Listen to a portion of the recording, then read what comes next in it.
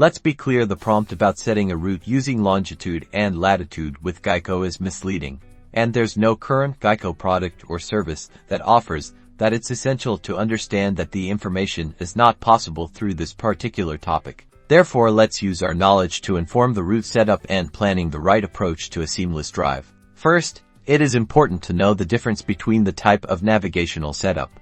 The older map and newer touchscreen-based ones in using a physical map identify your starting point and your destination. Next, plan a route by identifying roads, highways, and any landmarks. Use a highlighter to choose your path.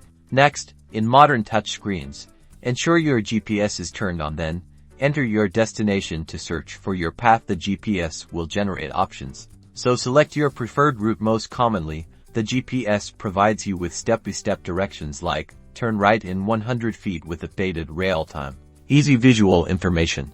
Lastly, before embarking on the route, familiarize yourself with the navigation directions. This includes the direction choices, highway exits, and landmarks. To avoid driving mistakes and accidents, always remember and be aware of possible road conditions and congestion. The most important part is to make sure you are consistently reviewing your trip. Planning a route is key, and while we can't set a specific route with that particular prompt, remember that a pre-planned path is always a safer path. Always be responsible, plan, and enjoy the ride. #NoRoute #Geico Driving.